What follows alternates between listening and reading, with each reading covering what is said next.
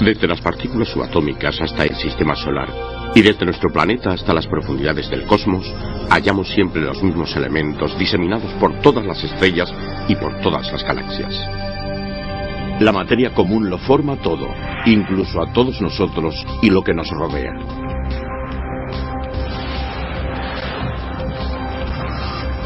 Hubo un tiempo en que toda esta profusión y confusión de materia no existía. No había nada, ni materia, ni radiación, ni espacio, ni tiempo. Algunos rechazan esta teoría, pero la mayoría de los cosmólogos están de acuerdo con ella. El universo nació a partir de una gran explosión inicial llamada en inglés Big Bang. Pero mientras que esta teoría nos puede explicar el cómo, sabemos que no tienen idea del por qué. A partir de una gran explosión inicial, a partir de una singularidad infinitesimal, el universo estalló. Pero ello no sucedió en el espacio, porque aún no lo había, sino que la explosión creció en sí misma mediante un proceso de inflación. Hoy, esa expansión continúa, y así comprobamos que el espacio entre las galaxias aún se va ensanchando. El Big Bang sucedió hace unos 14.000 millones de años. En la primera trillonésima de segundo, el tiempo, el espacio y la materia crecieron cientos de millones de veces hasta ocupar solo un volumen inferior al tamaño de un átomo.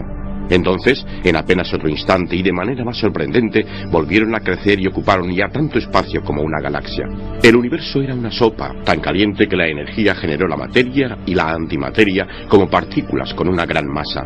Al desintegrarse en partículas más ligeras, la materia triunfó sobre la antimateria con una abundancia proporcional de 1 entre 1000 millones, que fue lo suficiente como para crear el cosmos que conocemos. Por entonces, la temperatura ya había decrecido a 1 billón de grados centígrados. Cuando esta era terminó, el universo tenía apenas 10 millonésimas de segundo de edad.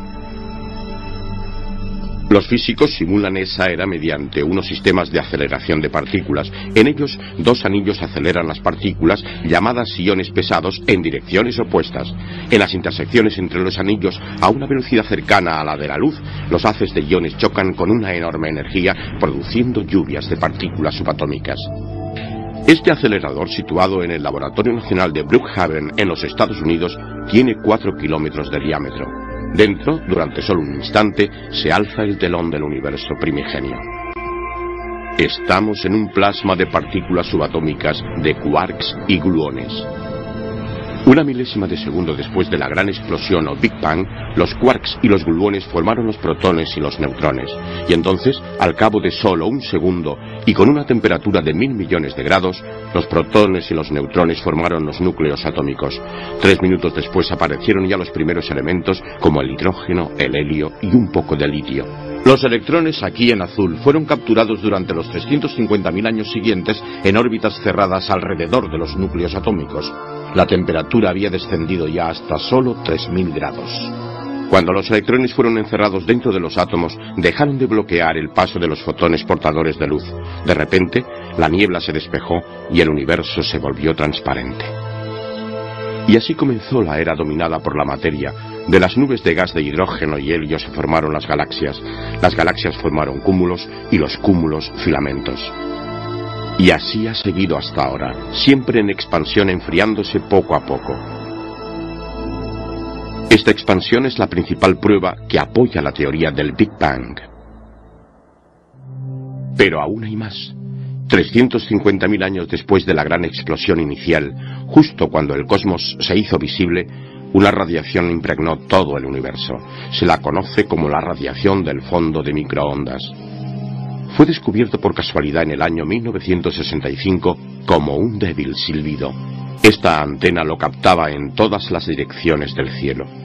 Cuando esta radiación fue emitida, el universo se había enfriado desde casi un calor infinito a apenas 3000 grados de temperatura.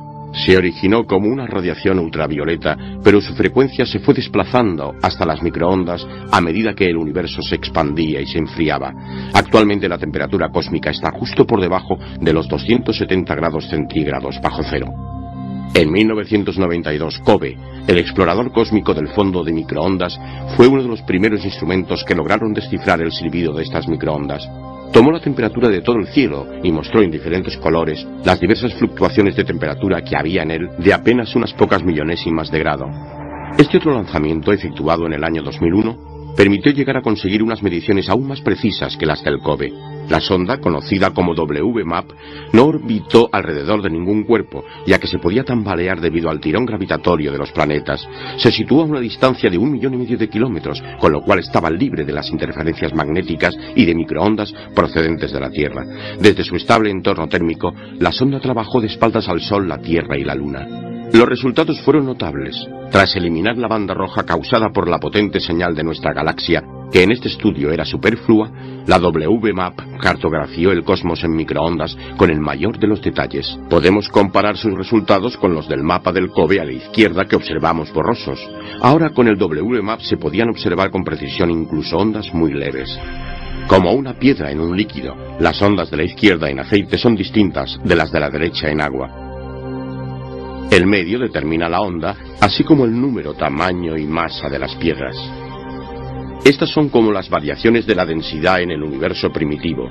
La expansión que tuvo lugar tras el Big Bang no fue uniforme. La materia formó ondas y se aglutinó.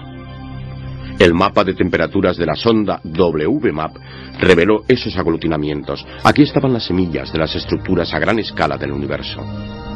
La estructura se resolvió en un plazo de 1.000 millones de años. Las galaxias se apiñaron en torno a filamentos incorpóreos. Entre ellas, el vacío del espacio fue creciendo continuamente. Y nacieron las estrellas. En todo el universo se hizo la luz. Por todas partes el gas se condensaba y se calentaba para iniciar la fusión nuclear.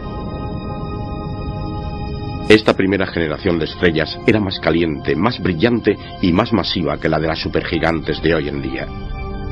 Ahora, varias generaciones después, las galaxias se agrupan en supercúmulos allí donde se cruzan los filamentos.